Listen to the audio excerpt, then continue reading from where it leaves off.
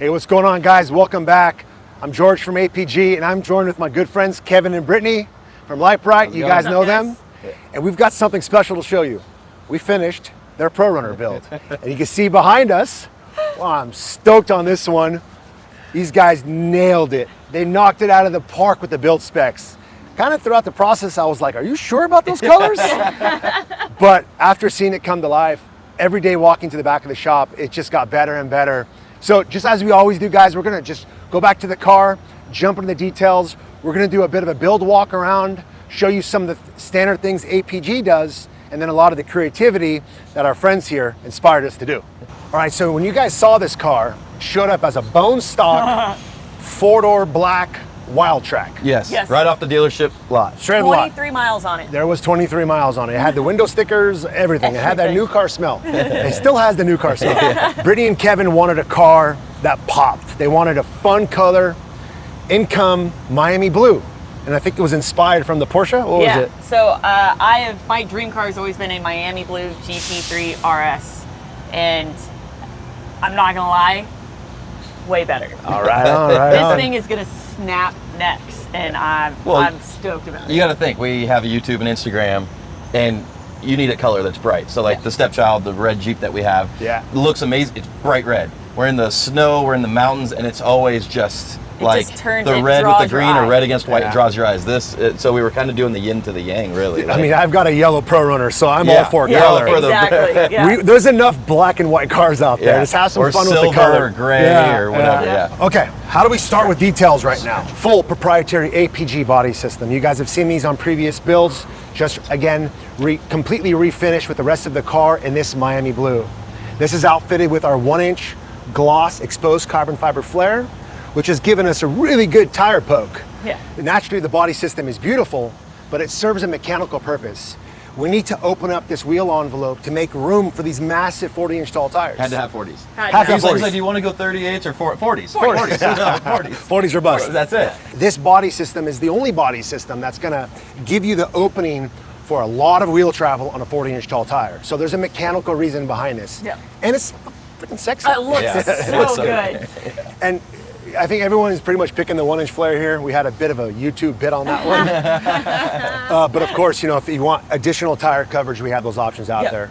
This car is outfitted with our flagship suspension system, and that's the ProRunner suspension. It's everything is new. Axles, shock towers, big old 3.0 shocks. But to kind of take you through the suspension componentry, it's got everything we offer. Essentially chop off the upper shock towers and then weld on these raised and reinforced shock towers to fit a wider, larger, taller 3-inch diameter with internal bypass race grade shock. So the original shock is kind of mounted down here, and it's mounted up now another 6 inches or so. And that's allowing us to fit this big old 3-inch race grade coilover inside of here. A higher quality shock system with internal bypass, more fluid capacity, more shock length, all equates to better suspension performance, and you guys wanted the best of the best. Not stopping there, you just got these big old badass double adjuster billet upper control arms, heavy duty steering system outfitted from our friend Quinn at 74 Weld. Man, the man's a scientist. I love it. He is. Steering system, thing of the past, worry of the past, bulletproof. It's just, we haven't seen failures since these high-end steering solutions have come to market. We've got a really strong tie rod system. We've got multiple tie rod options.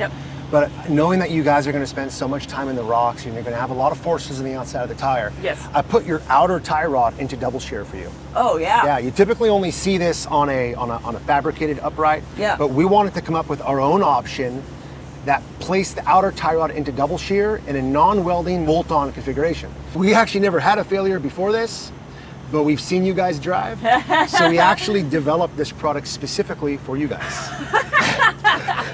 You know, if anyone could figure out a way to break it, it would be us. It would be you guys. And that's the beauty, is we're constantly learning and innovating and making new products. So I wanted to show this to you guys. This will actually be available to anybody else who just wants a way of just putting their outer tie rod into double shear. There's no modifications required. Just bolt it on, and now you're in a direct double shear, and now you have an indestructible race car grade outer tie rod setup. That's insane. That's awesome. So in come this big old massive Dana Advan 44. It's got 32 spline, iron housing, also these big old RCV performance race axles. Those are all 300M internals. You see them on all the buggies. Those things are strong. All right, so now we turn the tire the other way so we can get a couple views of the backside of the suspension, and that's where the 3-tube secondary bypass shock is. Yep.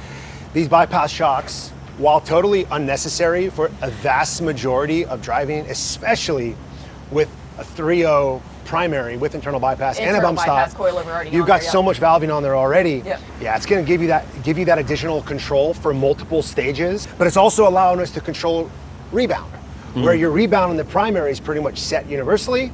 You crank this screw and you can totally change your rebound settings based on how fast, how hard you're driving. It's quick and easy to adjust, but this also has the long fin reservoirs, just like the primary. It's going to stay cool, so you have optimal shock performance. Yeah.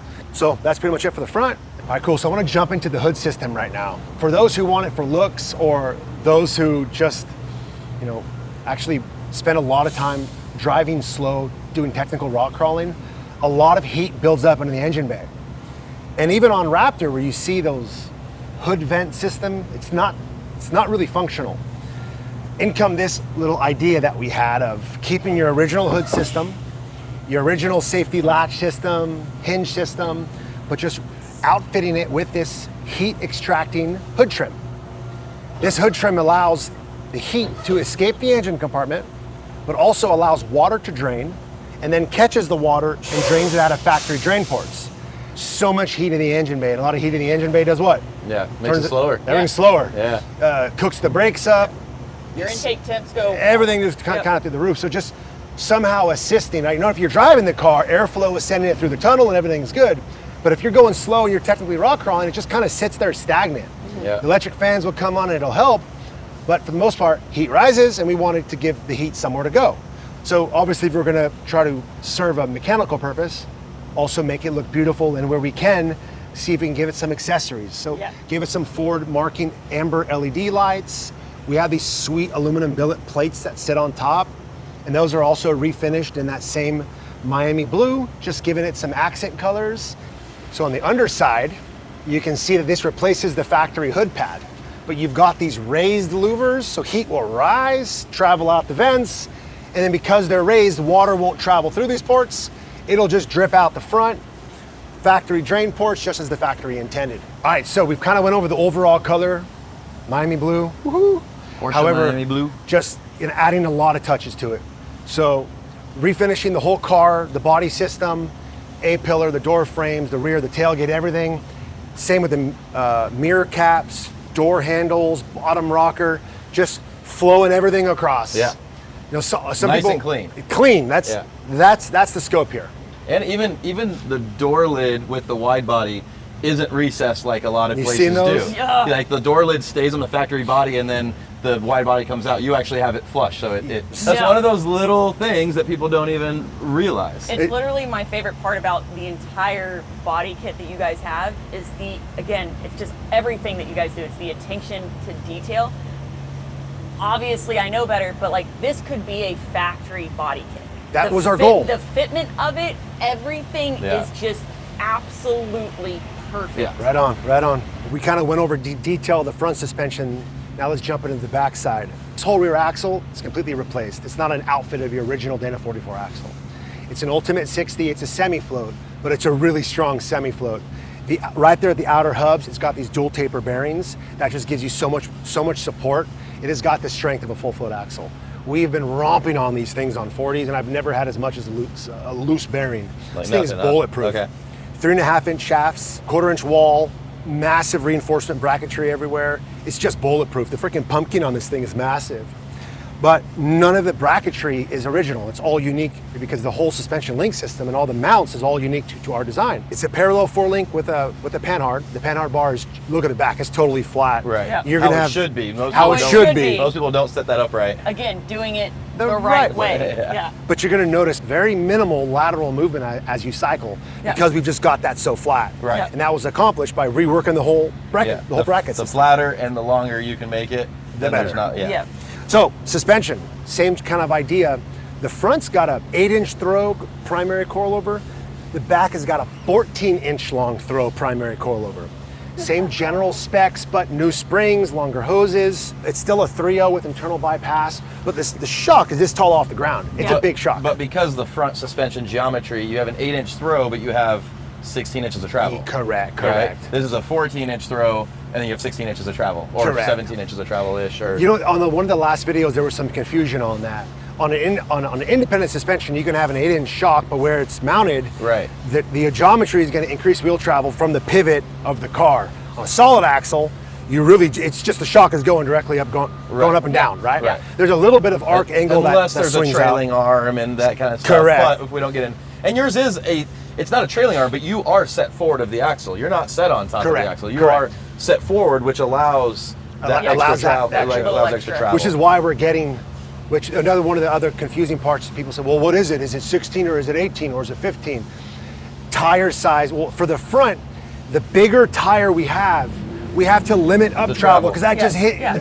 It's not our. We could have went higher on our body, but there's main meat under there we can't cut out. Stuff, right. So we got to limit just a couple of inches of up travel on a 40 in the front. Right. But if we take the arc angle in the rear with a 14-inch coilover, we're getting a proper 17.5 inches of usable wheel travel bumped up on a 40. Now, if we ran 38s, we would then gain 38s, that back. yeah, you'd be up to the 18-inch mark in the front. So we just screw those bump stops up and you get that up travel. Correct. Again, just to kind of clear that up, it's tire size. It's tire size. Rear is pretty much the same. Yeah. So in order to accomplish fitting such a longer, taller shock, just like the front, which we have a whole new rear upper shock tower.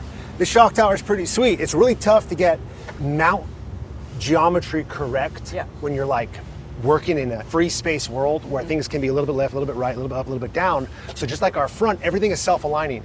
So you actually bolt our shock tower to the top of your original shock tower, and that places everything into position. And then you weld in the supporting tubes, and that ensures you've got a data accurate weldment. So the system is well engineered, and we're getting that exact install every single time. And again, that's allowing you to raise that shock tower, just under a foot to fit a much longer shock system in there, and a longer body in there. To give you all that extra travel. Little bit of welding, a little bit of fab work, huge gains as a result of that. Also, like the front, this is outfitted with actually a much longer 3-tube bypass. This is a 12-inch throw. The lower shock brackets kind of tilt up a little bit because we're trying to scoop up if you get hung up on a rock. Yep, absolutely. And then, but again, because it's not the primary, we're still getting the same throw from the primary, but relocating, you can see that 2-inch difference of the upper and the lower mount. And then getting that adjustment control from the 3-tube bypass. Yep. And there's so many ands on this car. You've also got those 2 adjustable threaded bump stops in the back. Yep. You'll notice we have these bumps threaded mostly up, just again to keep the tire a bit off that body system. But still, with this setup, with this actual niddle tire size, you're going to get a proper 17 inches of usable wheel travel in the back. Which is insane. Yeah, it's fantastic. Yeah. But really, the gains is having such a long shock and such a fluid link system with the front, you've got a lot of articulation, and that's going to help you and everybody else in the rocks. Trying to keep the rubber down. Yep. Yeah. And the car set up. That's the idea. So keeping rubber down is going to keep traction. And keep in mind, this is all a brand new build. So where it sits now is as high as it is because it's so new. This'll settle and it'll come down. It'll probably come down to here. Oh yeah. Like it'll come down a couple inches. So I know a lot of people are like, wow, why is it sitting 10 feet in the air? It's all brand new. Yeah. You got to let things break in and settle. All like even a production car has been sitting on the ground for 6 months before it gets in the owner. Yeah. This car got sat on the ground less than a week ago. Right. Yeah. We'll springs are going to settle. Don't worry. Yeah. Here in the rear of the car, running a full-size spare, that's not going to be possible in your factory tailgate. No. 150 pounds. I even have a reinforcement on our Jeep, and I took off the 40-inch spare a long time ago. It's too much weight for the tailgate. Yeah. Like we've tried all the kits. No, you need to take the weight off the tailgate and put it onto the actual chassis of the system. Yeah. So in come this Expedition 1 APG kind of rear heavy-duty swing out. All the weight of the spare tire. I'm 6'4", this thing's taller than me. This thing's massive. It just kind of transitions the load off to the frame of the car, but then uses a single stage opening operation, just as you guys kind of see in the last video. But one of the things that you liked on one of the last builds, you were like, dude, George, what is going on with that APG logo? I was like, all right, I'm gonna do the same thing for you guys. So we just kind of created our own little custom plaque for you guys. Just a bit of a background carbon plate with some factory match APG logo. It's just the little attention to detail. It's that little extra pop that just goes, holy crap. That just adds to the overall quality of the build. Hey. Heck yeah. Yeah, same idea, kind of powder coat the upper cap, kind of get rid of the silver on the car. Yeah. Just, again, details, little fit and finish stuff, just kind of brings everything together. Lighting options, you can run what you guys want. I put some diffused Squadron Sports back here for you guys. Oh, sick. Okay. We connected those to the factory upfitter switches. So if you're at nighttime, you're versing on a trail, on a bit more light for this camera system, you can kind of crank those on. Or you've also got another light built up into the upper chase light up here. This is like a multifunction combo light. Does. Yeah. So this is like, it's a multifunction light to sit up there. Sick. If you guys want different colors, there's so many options. I just wanted to keep everything white right here. Yeah, that's But perfect. it's just clutch. It's the right way to do it. So Brittany, remember those details I was telling you about? Yes. Yeah, we kept going. Kept going. Did the badges, did the handle, gave you your own Miami Blue Ford logo. Yeah. It's a bit of a challenge to do that. I was gonna say, how the hell did you do That that? looks complicated. You've seen some people sell them on Etsy and stuff, but they're just like a cheap spray over. We actually pull the plastic assembly off, grind out all of the individual, they call them hot plate welds, where it kind of melts the plastic. Yeah. It's like skilled little scientist, surgeon work. You got to grind all the little cells out, pull it apart into pieces, micros scuff and prep every little surface, and then reassemble it post paint, which gives you this just kind of keep going. Again, All that for one emblem. All that for one little emblem. All that It looks for one better emblem. than the factory emblem. Yeah. That's what I'm saying. It's so It would have nice. looked really bad with the blue Ford color. The there. two blues, it wouldn't have It worked. Wouldn't have worked. It Like a wouldn't black have car worked. wouldn't care. We love Ford. We love the Ford blue oval emblem. But it we doesn't work we with keep Miami. it. We keep the badging. We keep Yeah. the branding. We are proud of Ford. We just changed the colors a little bit. Yeah, it's fine. Thanks. So more details. More details. I love them. Yeah. Going for the two-toning, the black and the blue thing. Yeah. Some companies make some kind of cover caps, which you can kind of paint and glue on, or like it's like a double-sided tape. I'm not a fan of those. Especially shortcuts here. No shortcuts here. It's not how we do it. So same idea with the grill. We disassemble the grill, scuff the entire grill, and repaint it in a gloss black. Yeah, that looks much It better. looks way better. And then each of these letters got more of those little weld spots, like plastic, like so the you pull inside those of the apart, too. emblem. It's the same idea. It's like the factory pushes it on and melts the tabs. Yeah. We grind them all off, pull all each individual decals off, and then color match those like the rest of the car. God, it looks so Details. That's I the know. same kind of thing. This is the HD modular front bumper. I dig this bumper. Yeah. That's It what is you're not saying, the strongest armor front bumper. No, but I'm not racing and smashing cars from behind to move them out of the way. Like, this is still a daily, like, desert and rock crawl. Like, if I'm hitting stuff up here, I'm doing something wrong. I would say the front bumper isn't what's going to take most of your impacts from your rocks and No. stuff like that. It's going to be It'll your be a rear rear bumper. bumper. If you're hitting the bumper on the approach, turn around, drive home, put it in the garage. Exactly. But this bumper's awesome. I have yet to see another bumper that I like, unless you like really wanted to have a front winch. Yeah. And you wanted a winch bumper, or you're like, hey, you like the look. I'm all for it. But I love this look. Yeah. No, Put our high clearance corners on there, and you're good to go. Yeah, I can't do the front winch on this thing. Because It just looks so out of place, and then you got to move the camera, and then you don't have your adaptive cruise and and, then stuff. they're really bulky, It messes everything and then your up. approach angle is even worse. Yeah. And it just Look at this. This is the grill. Yeah, no, it's- the bumper sticks out about 2 inches from the front of the grill, Yeah. and that's what you want approaching an obstacle. Yeah. You know. Also, weight. We got enough weight. We have an engine up here. We don't want more weight up here. Yeah. You guys wanted some lights on the car. Did a standard Baja Designs Pro Series fog pocket kit. Nice. This has got some amber lights. I like the yellow on the ambers. Those are wired independently. Okay. So you guys can turn those on and drive. They're SAE approved, so you can use those on the road legally. Oh, cool. So let's say you happen to be in the snow or some really dense fog. Yeah. You're not going to want the light pollution from these high output Yeah. lights. No. Turn No, those guys on and just go slow. We've been there. We've done that. You guys have been there and done that. More lights up here on the bumper. This is the linkable setup. It's got some rubber mounted too. Yeah, just to stop any vibrations. Yeah, are nice. taken. Yeah. It's got some spots in the middle, some combos, and then some diffused all the way on the outside. This light is all you need. This thing puts out so much light. Yeah. Oh yeah, I love the way this looks Yeah, on the it flows front with it. end. Yeah. Yeah. It flows. And for like a light output perspective, having the Pro pocket kit in the corners, having the linkable on the upper bumper, and Pro Series spots up on the A-pillar, you're good. Yeah, Yeah, you're yeah, never that's going to have problems seeing anything. No, you're going to see just fine. Yeah. We've got upper windshield bars available. I don't personally run those just because of a little bit of wind I noise. would say no. it's very difficult to get rid of the whistle. It that you is, get. but Baja Designs with their pod, the way that they kind of shape the light, we're getting way better air transfer. Where over like a traditional hard bar, that it catches in it, but this diffuses around it.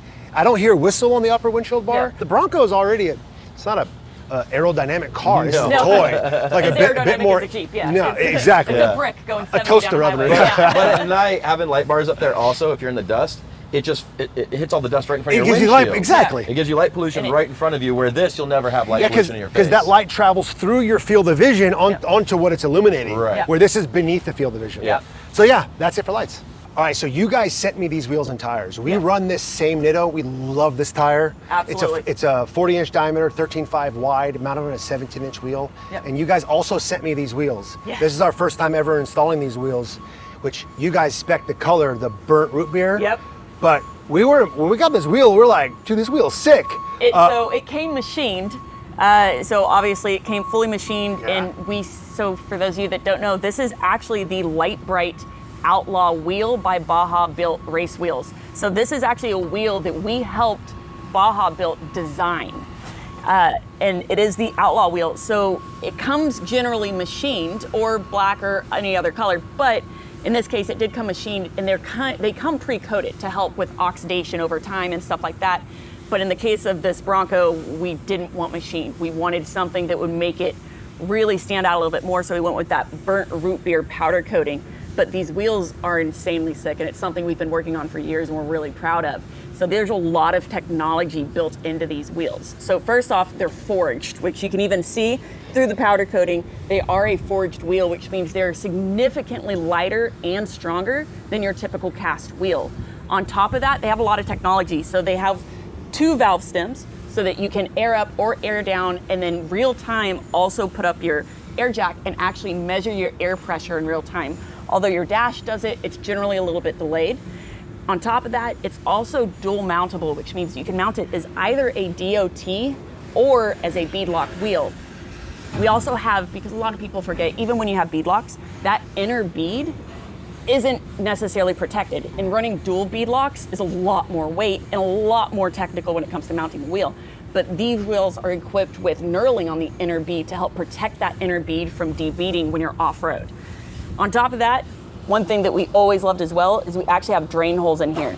So anytime it rains, you're going through mud, you're going through water, or if you're in the snow and the ice, you have somewhere for all of that water and that ice and that snow and that mud to drain out and get away from the inside of this wheel. So you don't have just mud caked on here, ice caked on here, adding a massive weight to the wheel as it's rotating. I can vouch for that. That happens on my wheel. Yeah. It just collects right there. And when we saw that, we're like, oh, what? That's awesome. Yeah, and then you have to get in there and like scoop it out or clean it out. Even if you clean the car and you drive away, the car's dirty after. Yeah, absolutely, because then it's just flinging water everywhere. Heck yeah. Like overall, even from like a tech perspective, when the guys installed these wheels, they walked up like, dude, these wheels are awesome. Yeah. Who makes this? Yeah, But so we partnered essentially with Baja Built Race Wheels, and Northridge 4x4 is the retailer in the United States if anyone's interested in these, but these things are amazing. And again, the biggest key component is they're forged, and the strength is a really important thing there, but the light weight of a forged wheel is really important, especially when you're talking about a 40-inch tire. You're already adding so much weight. These forged wheels can be more than 10 pounds lighter than a cast wheel. That's 40 pounds per corner, but on top of that, you're talking about rotating mass. And rotating mass is about 3 times the weight. So 10 pounds turns into 30 pounds when you're talking about rotation. A lot of people don't realize that once you start spinning something at that speed, that weight is no longer just that weight. Like, it becomes multiplied. Yeah, heck yeah. And we're already trying to build a car with a significantly larger tire size, massive, like a 40 MT. Look at the knobs on these. So anything you can get to help offset that weight, do it. Absolutely. Use a lighter lug nut, use a lighter wheel, use a lighter ring. It's just gonna help you so much more. All right, so something that we did very unique on this car was not just the performance, the outside, the suspension, all the exterior looks, but they also wanted a full, custom, unique interior of the car. So in come a couple partners. Let's bring in Catskin to the mix. Yep. You guys know about Catskin, you've heard Catskin, but something I don't think a lot of people understand is Catskin pre-manufactures their interior. Some of our customers have wanted something totally unique, a full custom handmade stitch, and this can be very expensive and also a long, lengthy process. But if you want to get something that is beautiful, a one-day install, fit and finish looks factory to me, and I've done a lot of interior jobs. I mean, just look at the interior of this thing. Guys, talking about the seats and the look and the comfort, how does it feel on there? It feels amazing. Catskins is always above and beyond. We have them in our Jeep as well. One of the main reasons, though, that we do go with them is because not only Can you customize it? Obviously, we've got the Lite Brite Nation logo on here, full color customization. But on top of that, they have full heated and cooled seat options. Did you say cooled? Cooled. So these are AC'd seats, Yes. which is prime. We live in southern Utah where it gets up to 110 plus degrees in the summertime. Having something that isn't that awful marine grain vinyl that comes from the factory that you just soak with sweat in is like a big deal. Like the comfort on the inside, because let's be realistic, 90% of the time we're going to be spending is inside this vehicle when we're driving it. And so making sure that the inside feels as amazing as the outside looks, essentially, and it looks great too. It wasn't just the seats that came in, they actually rewrapped the door panels. This right here, The center console? your center console, even the dash we got rewrapped. And this is UV protected, so it'll withstand it, but it's just so much better than the cheap plastic that comes from factory. Like the attention to detail is incredible on the inside of this Bronco. Well, it makes a more of a base Bronco look premier, because we do have a Bronco Raptor, and that was one of the things about stepping away from the Bronco Raptor into a regular Bronco again. That's like, except now it's actually like better than the Bronco Raptor. This is definitely on point or better than. I'd say better than, because the cooled seats. There's no replacement for a cool seat. No, having AC seats is like incredible. The only thing that we're missing that we are still planning on getting, it is in the works, it just wasn't finished in time, is we do have a different steering wheel that'll be coming soon. Nice carbon that fiber. will just Bring it tie all in. together. Yeah, it'll bring it all together. I think one of the parts that people overlook is APG. We're not an interior shop. No. We specialize in a lot, but it's better to leave the specialists to do their job. Yeah. Right. So when it comes to custom interior and audio systems, we work with some of the best companies. Yep. If you want the inside of your Bronco, some people go, well, I like the interior of the Bronco Raptor. I'm like, dude, I can give you the inside of a Bentley if you want. Yeah. We can make it look like a spaceship inside. Now by working with some of the best companies, we can customize a full interior for you. You want not just heated or cool seats, you want different color A-pillars, dashboard. You want to wrap it in some sort of custom suede or Alcantara or a carpeted material of color of your choice. Every single selection, a combination of the vendors that we work with, Catskins, Rogelio's Auto Upholstery, as well as our own paint shop, we can completely rebuild the entire interior of the car. But it's still a Bronco, right? This isn't a super car where you're going to take your shoes off before you get in. No. We still want it to be rugged. Yeah, we still want it to be able to withstand we needed to have the dirt and the grime and the mud and all the nasty weather that we'll be driving it in. Right. But it's, Jesus, it looks good. Like this looks better than, obviously it looks better than factory, but this is even better than what's on the Bronco Raptor. So one thing that's really cool is Ford gives you these upfitter switches, and APG went ahead, and I knew they were going to wire stuff into them, but I didn't know they had their own cute little stickers that went on them. So that's one of those detail things again. But we did run out of switches, and so what we do is we use Switch Pros, and that's going to be like a solid state, no relays needed switch panel.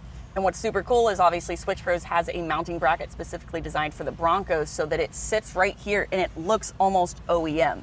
And obviously you can see here we've got essentially the power for our winch and our air compressor, but we have so many more switches, so as we outfit this with more tech, we'll have plenty of places to wire it to, and very easily, which is what Switch Pros really kind of excels in. I do got to say, I think you've outdone yourself. I think so? I think that's an understatement. Yeah, I think you've outdone yourself on this one. I appreciate that. I think you raised the bar on this one a little bit. Okay, I appreciate that. What we need to do is we need to just keep an entire thing of like neck braces in the back to give out to people. Oh my God, throw those out to people. Just throw them out instead of ducks. We'll be throwing out neck braces. You guys have been one of the funner people to work with. I really appreciate that. We'll order them on Amazon, a package of neck braces, and we'll hand them to imagine people. you're driving and you see a car you like, and all of a sudden you hit with a neck brake. Yeah, we just throw a neck brace at you. I know we tried to cover everything in detail, but I'm sure we missed so much. I'm thinking of 10 things we missed right now. Yeah. A general recap of the car, guys. We went through the car in detail. You've seen the work. I think the important part is really putting it to the test, and that's what we're going to do tomorrow. Yeah. All right, guys, thanks for watching this video here with the Lite Brite build. If you guys have enjoyed what you've seen, hit that subscribe button, and we'll see you on the next one.